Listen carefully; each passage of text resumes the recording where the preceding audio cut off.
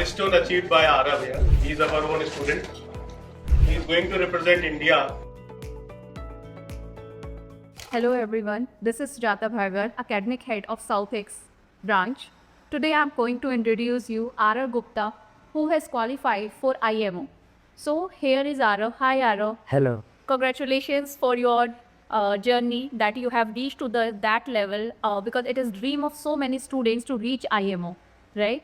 So firstly I want to ask, how did you start this journey?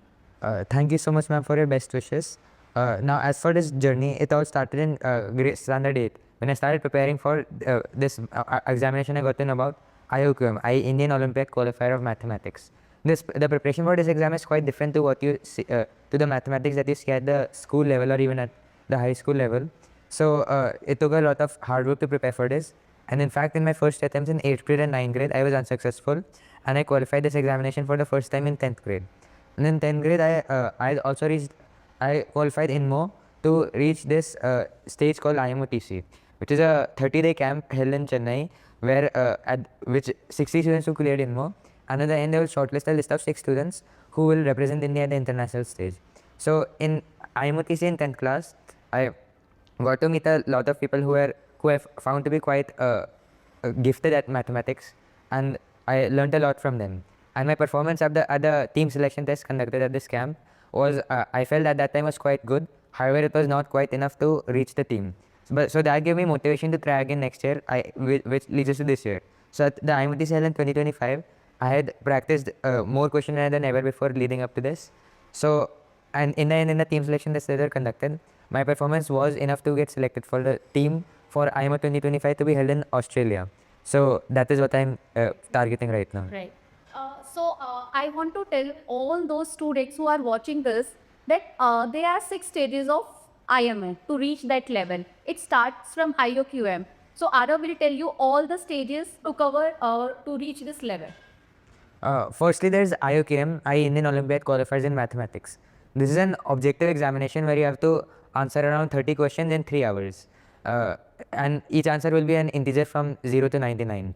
For this examination, speed and accuracy are of the utmost importance. Once you qualify IOQM, then the next stage is RMI, Regional Mathematics Olympiad.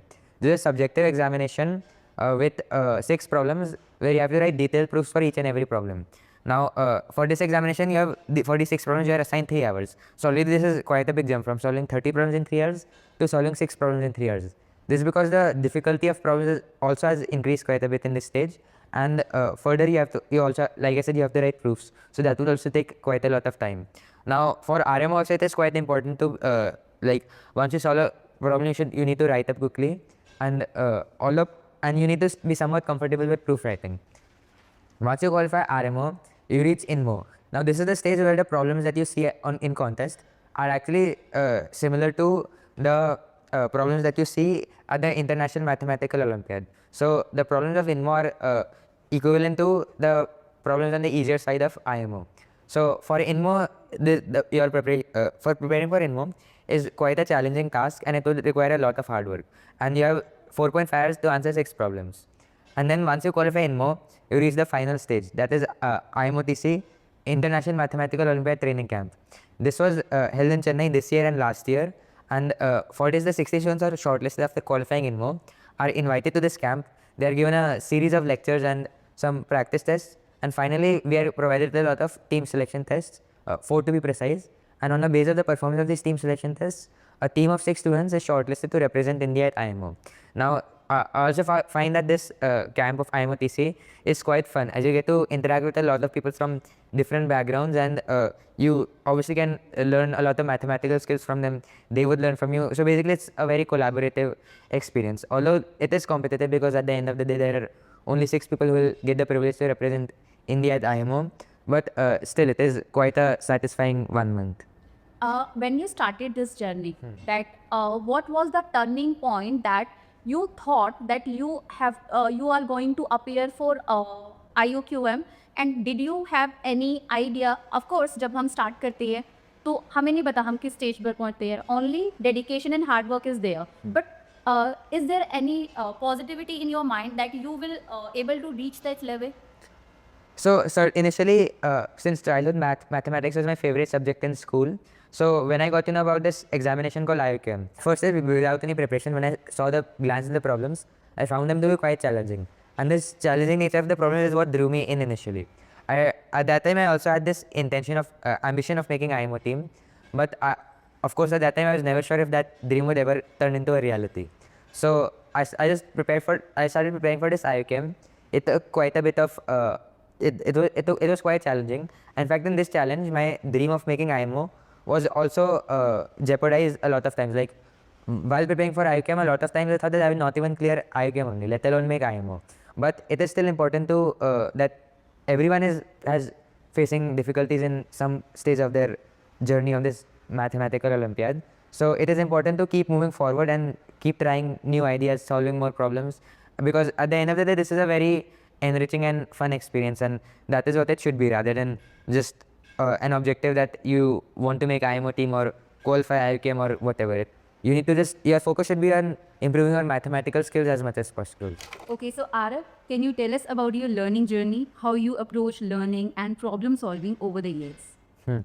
So mathematics is a subject that is quite dependent on problem solving rather than just on theory. So at least for these mathematical Olympiads, the main priority should be solving tricky problems rather than learning as many theories as possible.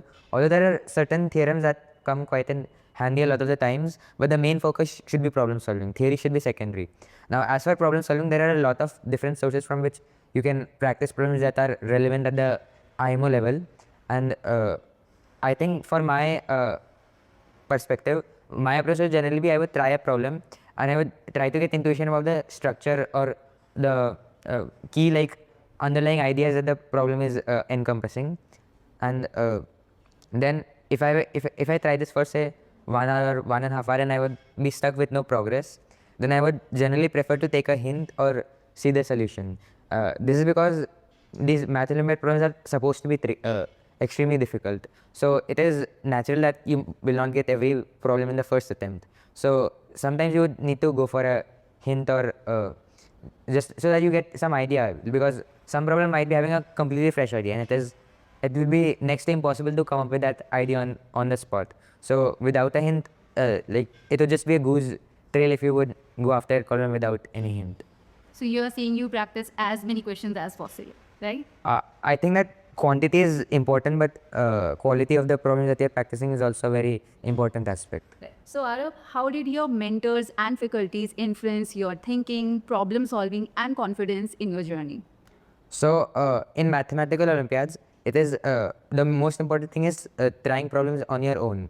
However, there are a lot of different problem solving techniques that you may not get exposure to if you just try solving problems on your own. So in this aspect, the exposure to such techniques can be provided by an experienced mentor or teacher. And further, as far as confidence goes, a lot of times I would have felt quite demoralized if say an examination did not go well or I was not able to solve an easy problem. And at such moments, it could be such mentors who would inspire me to keep going. So students, always share your problems with your mentors. So Aarav, what was the study material and other resources that you have availed during this journey when you prepared for IMO?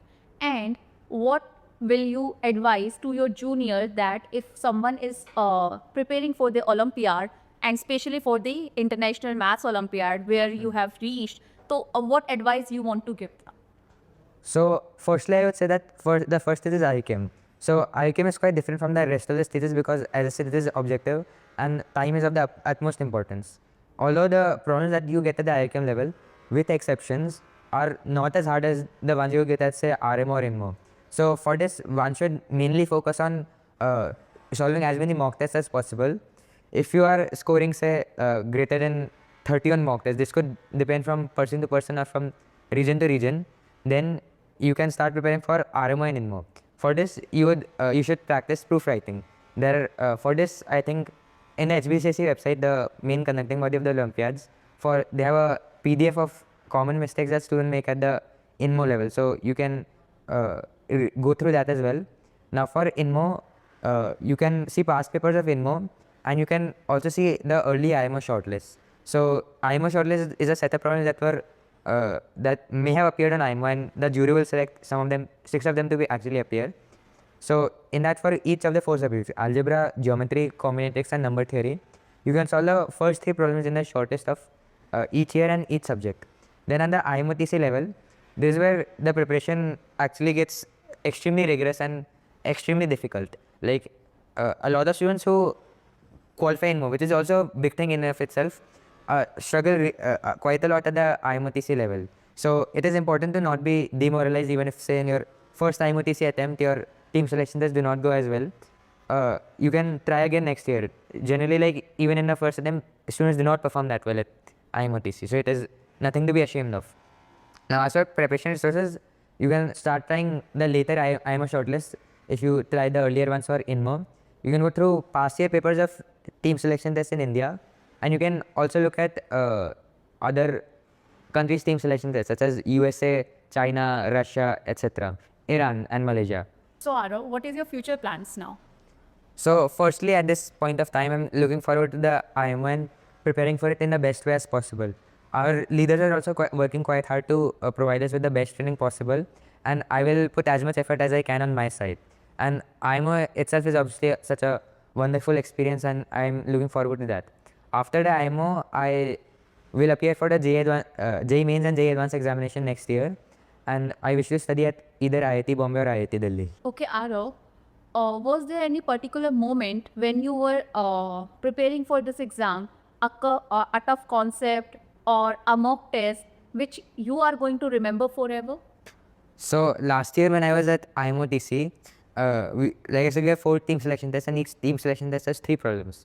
So the first test is technically supposed to be the easiest out of all the 4 tests, and in any test the first problem is supposed to be the easiest. So last year the first problem of the first test, which is technically supposed to be the easiest problem on the test, but on this instant it was unexpectedly tricky. So it took me around 30 minutes to try that problem, and I was not able to solve it. So that was quite a stressful moment for me at this point. But the ideas which I tried till then, I kept trying them further to finalize the solution. It took me around 2 hours to do this. And the main idea I used for the solution was induction. So after the contest, I realized that most other people who had solved this problem did not try any type of induction. They had different methods. Most of them were similar to each other, but none of them was similar to me. So at that point I was also scared if my solution might be incorrect. And in fact, I got to know that some of the organizers had tried my ideas for quite a long time, but they were unable to find such a solution. So that was also quite stressful.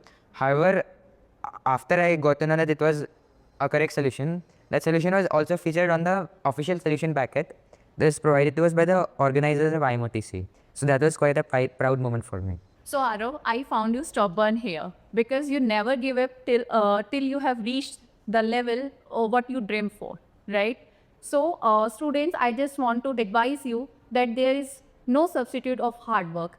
So Aarav, what would you say to students who just started their journey of Olympiads?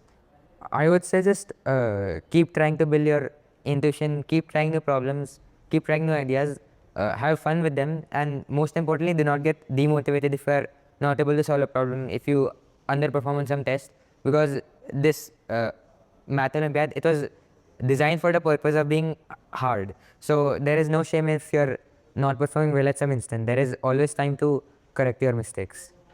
So thank you so much, Aarav, to give the wonderful advice to the students who are going to appear next year or the further years to for any Olympiad. So all the best for your future, and Thank you, ma'am. we hope that next year we will meet again to celebrate your JEE result. Thank you so much. Thank you, ma'am, for the best wishes.